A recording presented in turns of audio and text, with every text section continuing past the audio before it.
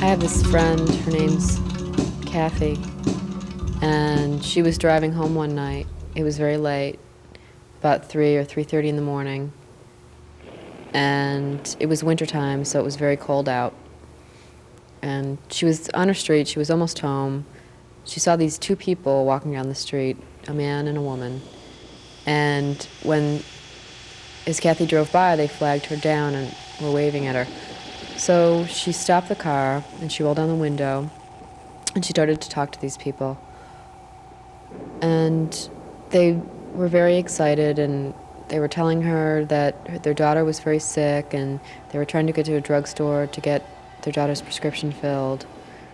And they were very cold. And so somehow in all the commotion, the door to the car was open. Kathy unlocked it or something, and they opened it and got inside. And it wasn't really what Kathy was planning on doing. She would have preferred to just make a phone call for them, or maybe have gotten somebody to go with her. But everything kind of happened quickly, and they were in the car, and the woman was in the back seat, and the man was in the front. And he was thanking her profusely for stopping and telling her how kind she was to do that for them, and offering her gas money, and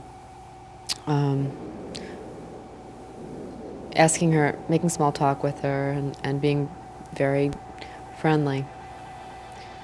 So they were driving along, and Kathy was kind of uncomfortable. I mean, she wasn't quite sure if she wanted to be doing this, and she really didn't like the idea that she had these strangers in her car. But at the same time, she was uncertain, like if their story was true, she did want to help them.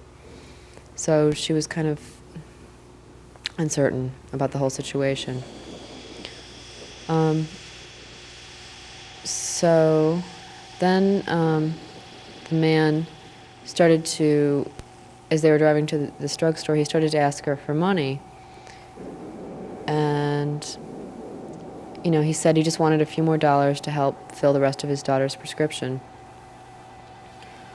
So Kathy, told him she didn't have any money, and, she didn't know where to get any money at this time of night. And he kept asking her. He asked her again and again, and every time she would say no, I'm sorry, and, if I had it, I'd give it to you.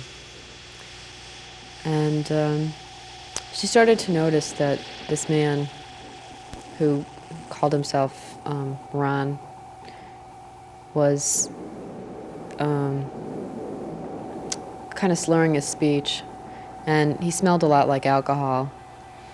And Kathy looked in the back seat and saw that the woman was carrying a bag with bottles of beer in it. So this made her a little more anxious, but she kept driving, and she was listening to this man's directions, and he told her that there was another drugstore open in the next town, and then he was giving her directions, and she was following them. But she was in an area that she wasn't very familiar with. And so finally they were driving down the street, and he asked her to stop. And so she did. And the man got out of the car, and he said that he was going to a friend's house to see if he could help them with money. So when he left the car, the woman who was in the back seat and who had been quiet up to this point started to talk to Kathy. And she was telling her how worried she was, and how upset she was, and how she'd been up all night with their son. And Kathy found this rather odd, because the man had kept referring to the child as their daughter. So she just kind of didn't say anything, but she kept talking to the woman. And the woman was asking Kathy about what she did, and telling her that she'd been married to this man for a couple of years. And then the woman started to talk about rape, because there was a case that was in the news a lot about a man who had raped a lot of women in the community. So they talked about that for a little while, and they were telling each other how awful it was. They had to be afraid, and that kind of thing. And so the man came back to the car, and he asked Kathy to drive to another house.